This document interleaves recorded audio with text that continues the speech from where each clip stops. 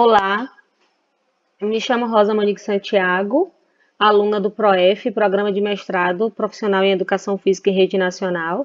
Estou aqui com meu colega Vitor Levi Coutinho e vamos apresentar o produto da disciplina Problemáticas da Educação Física, um mapa conceitual, onde resume todas essas problemáticas, né, a partir de textos que discutimos ao longo da disciplina.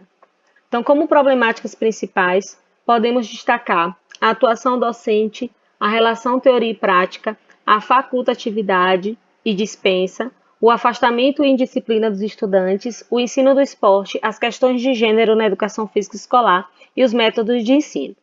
Começando pela atuação docente, essa problemática é refletida a partir de práticas tradicionais, do abandono do trabalho docente e da falta de práticas inovadoras. As práticas tradicionais são percebidas a partir de aulas esportivizadas, né, onde se trabalha o esporte na escola, onde essas aulas são pautadas no desempenho, na competição, nos mais habilidosos, são aulas mais excludentes. A questão do abandono docente, que a gente tem a questão do rola-bola, né, muito comum a gente vê falar do rola-bola na escola, que é quando a aula falta a intervenção do professor, o aluno escolhe aquilo que vai fazer, a gente tem alunos sentados, alguns mais ativos do que outros, alguns excluídos. Outro ponto importante do abandono do trabalho docente é a auto-organização dos estudantes, né, e a preferência, que gera uma preferência dos mais habilidosos, né, dentro dessa aula. E, por fim, a falta de práticas inovadoras, que é a falta do professor do empenho em ensinar conteúdos mais específicos, né, trazer inovação, trazer renovação para essa aula. Outra problemática é a relação teoria e prática, né, onde traz o ensinar a fazer versus o ensinar sobre o fazer. Então, essa relação, ela gera uma má compreensão, né, muitas vezes das temáticas na sala de aula, reflete também um modelo tradicional, remetendo aí à questão da atuação docente, e restringe, né, aos esportes mais tradicionais. Então, é uma aula procedimental, onde é a apostila na sala de aula e o esporte na quadra, muitas vezes.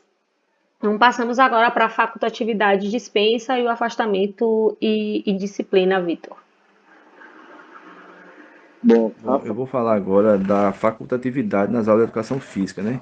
Que ocorre de duas formas. A aula fora do período e os critérios frágeis. Então, assim, a aula fora do período, no caso, no contraturno, no caso do aluno estudar de manhã, ele vem à tarde, estuda à tarde e vem pela manhã, pode causar um certo transtorno porque ele viria, caso morar distante, né? Não teria como chegar, pegar transporte, depois voltar para casa e ir para a escola de novo, né? E os critérios frágeis que faziam ele tomar decisões de ir ou não, né? E também tem outra problemática da educação física, seria as dispensas, né? Que seria uma pela propagação da cultura escolar, né? De que, principalmente no ensino médio, que era comum o aluno ser dispensado nos terceiros anos, por questão do vestibular, e ele não...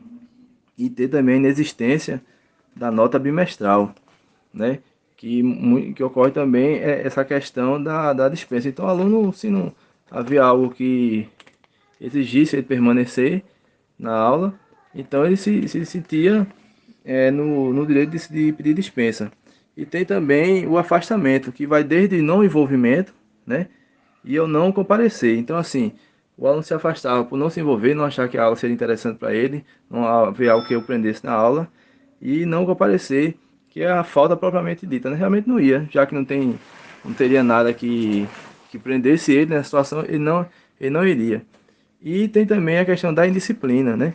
Que a gente pode citar na questão do afastamento também, pegando o link, que ele vinha, que a disciplina podia ocorrer da seguinte forma, através de conversas, brigas, bullying e brincadeiras fora de hora. Então, o estudante que não se envolvia na aula, por exemplo, a gente trazendo para a realidade com a aula dentro do horário, o aluno ia, mas por algum motivo, né? Ele simplesmente não querer participar, ou dizer que naquele dia tem alguma situação física que o impeça de participar da aula, né? Então, aqueles estudantes que ficam de fora sem participar, podiam ficar conversando, né? Isso poderia gerar uma certa brigas também, porque o professor estaria preocupado mais em dar aula.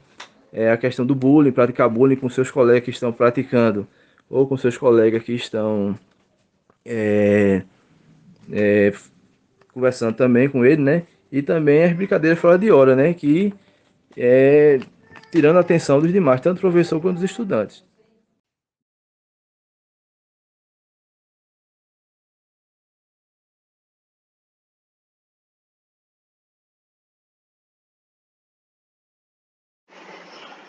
Com certeza, essa questão que você colocou aí em relação ao noturno sem aula é bem interessante, porque é uma facultatividade expressa em lei, né? E aí o ponto mais importante dessa problemática é entender que o aluno, quando fica sem aula, quando tem essa facultatividade ou essa dispensa, ele fica sem acesso, então é um prejuízo na sua formação. Outro ponto importante é relacionado ao ensino do esporte, que esse ensino do esporte é muitas vezes essa problemática acontece justamente por uma questão de um conteúdo hegemônico, né? O rola-bola leva a isso, o próprio desinvestimento, porque às vezes a escola só tem um único material de um tipo de esporte, o abandono do trabalho docente, né? Essa falta de inovação do professor e também a não abrangência de outros conteúdos. Então vai estar tudo interligado aí, levando a essa problemática geral dentro do ensino do esporte. Outro ponto importante são as questões de gênero na educação física escolar, onde nós temos aulas separadas por sexo, e aí muitas vezes a resistência docente, né, a turmas mistas, o julgamento pelo gênero e pela aparência, a associação do esporte ao sexo masculino ou feminino e um referencial cultural, né, de corpo masculino e feminino com diferentes desempenhos. Então, é como se o homem fosse forte e hábil, então certos esportes são mais associados ao gênero masculino, e o feminino, né, aquele corpo frágil, e aí essa relação de terem diferentes desempenhos. E muitas vezes se associa, né, o esporte ao sexo. Então, as meninas têm que jogar queimado, têm que jogar handebol e os meninos têm que se jogar futebol. E, infelizmente, embora isso tenha sido quebrado ao longo do tempo, é uma problemática ainda muito viva dentro da educação física escolar. E nós fechamos aí com os métodos de ensino, que são as práticas de ensino engessadas, as tradições, né, relacionando lá com o início, onde falamos das práticas tradicionais dentro da atuação docente. O texto fala também sobre o professor refém do livro didático como única fonte, e nós temos também o professor locutor, aluno receptor. Então, dentro desses métodos, destaca-se as aulas tradicionais baseadas em memorização e repetição, e que foge à proposta, à própria proposta do texto, que são os métodos de ensino baseado em temas geradores, né? Onde vai lá, busca na raiz do aluno o conhecimento que ele já tem, a realidade, a partir da realidade que ele já vive, da realidade social, e que também induz, incentiva a criticidade do aluno, né? A trazer essas questões críticas, as questões sociais dentro da aula. Então, é uma reflexão que a gente faz em relação a essas problemáticas, é o fato delas estarem bastante interligadas, né? Entre si, uma leva a outra, uma problemática alimentar a outra problemática e vice-versa.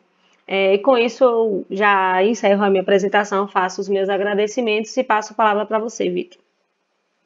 Bom, e para finalizar, agradeço a oportunidade, né, e dizer que as problemáticas da educação física, desde a atuação docente, o método de ensino, relação à teoria e prática, facultatividade, o ensino do esporte, as questões de gênero, a indisciplina e as dispensas, e também o afastamento, elas estão todas interligadas, né? Então acredito assim que sanando uma pode levar a situação de melhorar a outra e aí diminuindo um pouco essas problemáticas, né? Que isso é uma teia que todas se interligam a ela. Então, essa foi a nossa parte, nosso mapa conceitual. Espero que tenham gostado e muito obrigado.